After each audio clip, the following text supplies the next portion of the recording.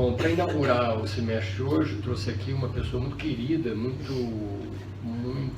valorosa para a FND e, sobretudo, uma das juristas mais importantes nacionais e com um tremendo entusiasmo pelo estudo do direito, pela área que conhece tão bem o direito constitucional e o direito administrativo, que é a professora Vanice Lírio do Vale, que está aqui à minha direita. E apresento também vocês a professora Maíra de Almeida, que é doutoranda na casa, e assim como a professora Vanice, acabam as duas de chegar de Harvard, né, onde tiveram uma experiência muito particular. A professora Vanice no seu pós-doutorado e a Maíra no seu doutorado sanduíche, né? Então elas podem depois dar alguma palheta de informações sobre esse processo de estudar fora.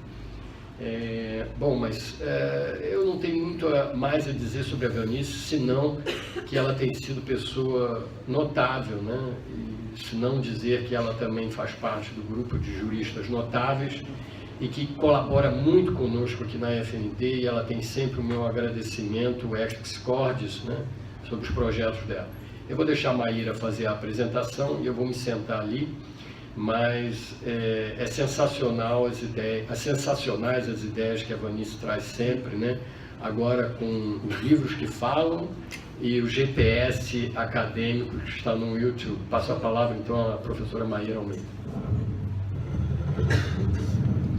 Bem, bom dia a todos, sejam muito bem-vindos a esse primeiro simpósio de 2017-2. Espero poder contar sempre com a presença de vocês aqui e que a gente possa trocar bastante informação e conhecimento. Hoje, no nosso primeiro simpósio, temos aqui a presença ilustre da professora Vanice Vale, que o professor Bolonha já teceu algumas considerações sobre a trajetória da professora, e eu vou fazer uma breve introdução sobre a carreira acadêmica da professora Vanice e vamos passar então a palavra a ela. A professora Vanice foi Visiting Fellow no Human Rights Program de Harvard Law School. Também tem pós-doutorado em administração pela EPAP da FGV e doutora em Direito pela Universidade Gama Filho. É também professora do programa de pós-graduação em Direito da UNESA, do Rio de Janeiro, e procuradora do município do Rio de Janeiro e membro do Instituto de Direito Administrativo do Estado do Rio de Janeiro. Bem, feita essa breve exposição, passo então a palavra à professora Vanice.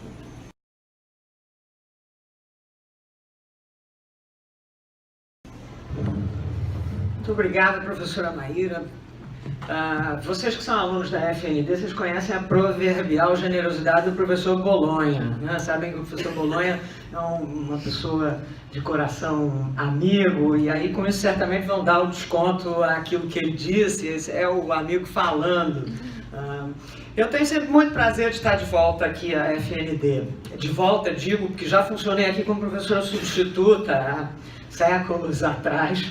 Dava aula nesta mesma sala quando ela ainda não tinha todo este layout, né? Naquela época a gente empurrava as cadeiras por aí, e uma das lembranças que eu tenho sempre de dar aula aqui era ser interrompida pelo som das ambulâncias, né?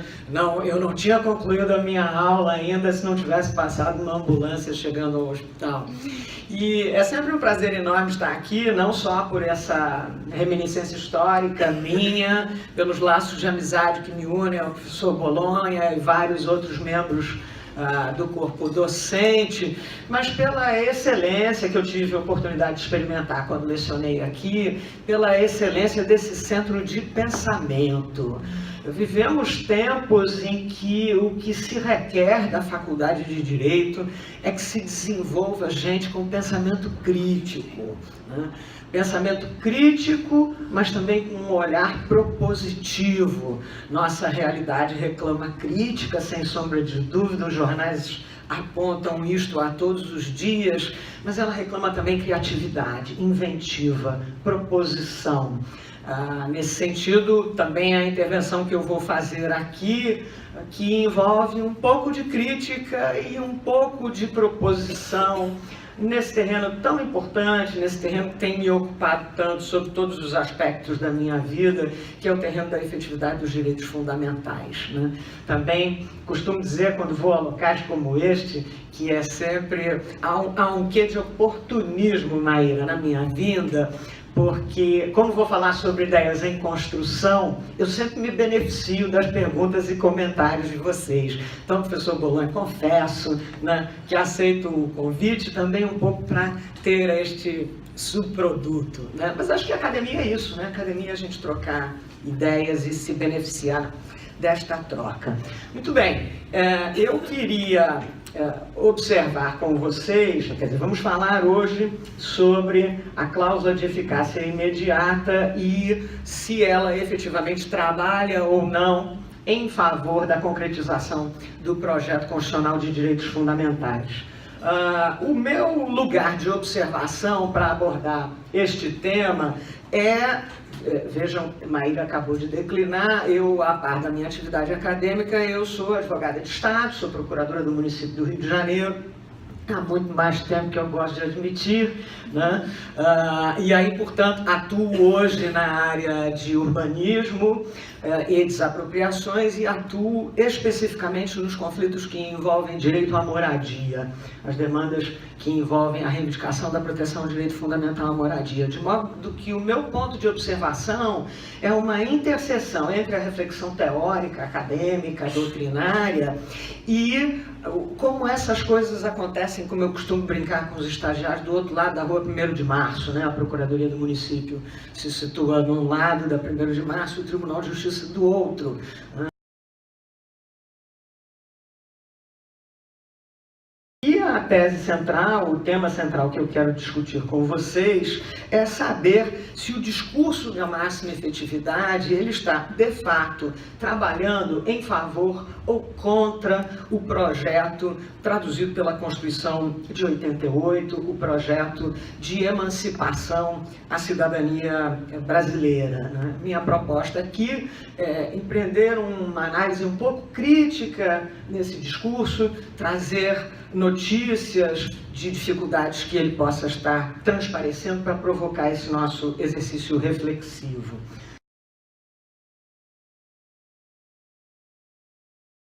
Então, o nosso percurso hoje compreende, primeiro, um momento histórico, uma breve reminiscência histórica do nosso processo constituinte. Vejo do meu local aqui, boa parte dos senhores não era nascido, né, ou era recém-nascido quando da promulgação da Constituição de 88, de modo que recuperar um pouco desse lugar histórico é importante para que a gente possa entender por que a Constituição veio à luz como veio, com a estrutura que veio e com os propósitos que veio. Então nós vamos ter esse primeiro momento com esta breve reminiscência histórica para que a gente possa entender onde se põe no texto constitucional e na proposta de redemocratização os direitos fundamentais e o projeto de transformação. Segundo tema, segunda etapa do nosso percurso, será a análise de como vem se traduzindo este tema da efetividade dos direitos fundamentais e já os provoco dizendo que a gente saiu de um momento de wishful thought, de um momento de grande aposta no poder transformador destes compromissos constitucionais e talvez hoje vivamos um momento de uma certa falácia. E, finalmente, no terceiro momento, vou formular duas pequenas proposições nesta matéria. Quem já teve a oportunidade de ser meu aluno, tenho o prazer de ver ali o Luiz Augusto, que já assistiu a aula comigo. Quem já teve a oportunidade de ser meu aluno sabe que eu começo todo semestre religiosamente discorrendo, conversando um pouco sobre uma obra de que gosto muito, do Alejandro Nieto, que é As Limitações do Conhecimento Jurídico. E o Alejandro, que se dirigia a alunos de graduação, falava de virtudes do jurista, então ele fala da tolerância e ele fala do abandono dos grandes relatos, quer dizer, que a gente deve se desvencilhar dessa ideia de que vamos passar a vida a limpo, ou o mundo a limpo, e que se você empreender uma pequena contribuição isto já será o que se espera e o que se deseja de você. Então eu, firme no Alejandro Neto, vou trazer aqui para vocês duas pequenas contribuições. Longe de ter a pretensão de solucionar os problemas sobre os quais estarei falando, a ideia é trazer essas pequenas contribuições. Muito bem, vamos pensar então, vamos ao primeiro momento, que é o momento de reminiscência histórica e lembrar do nosso processo constituinte, do ambiente que determinou a chamada Constituição Cidadã.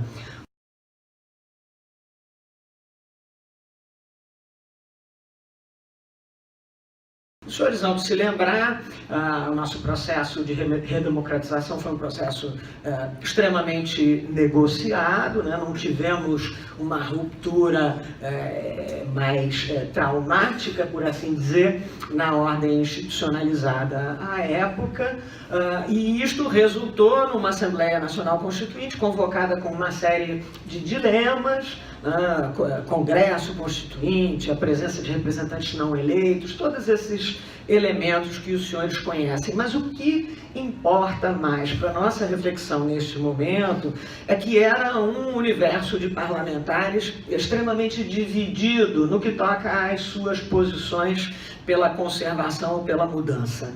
Tínhamos representantes de ambas as forças, gente que queria efetivamente um projeto novo para a sociedade brasileira e gente que de outra maneira estava ali muito preocupado na defesa de um status quo, na defesa de uma determinada situação que se tinha constituída.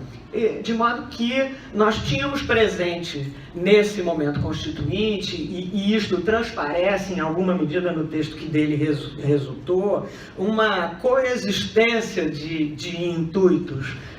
Então, como resultado disso, nós temos um texto que mereceu, por exemplo, de parte do professor Carlos Ari Sanfeld, a alcunha de Constituição Chapa Branca, né? A Constituição que abraçava, refletia, traduzia interesses corporativos de grupos que de alguma maneira se fizeram presentes e se fizeram presentes de maneira expressiva. Mas nós também temos elementos indicativos de uma Constituição transformadora, de um projeto de constituinte transformador, que queria impulsionar uma nova realidade social alinhada com um ideário de constitucionalismo de transformação. A coexistência dessas duas tendências, por assim dizer, levou a que a gente tivesse presente nos trabalhos constituintes e também no texto que dela resultou, que a gente tivesse presente técnicas distintas de elaboração do texto. Quer dizer, de um lado a gente tem uma extensa delegação normativa, né, em muitos temas.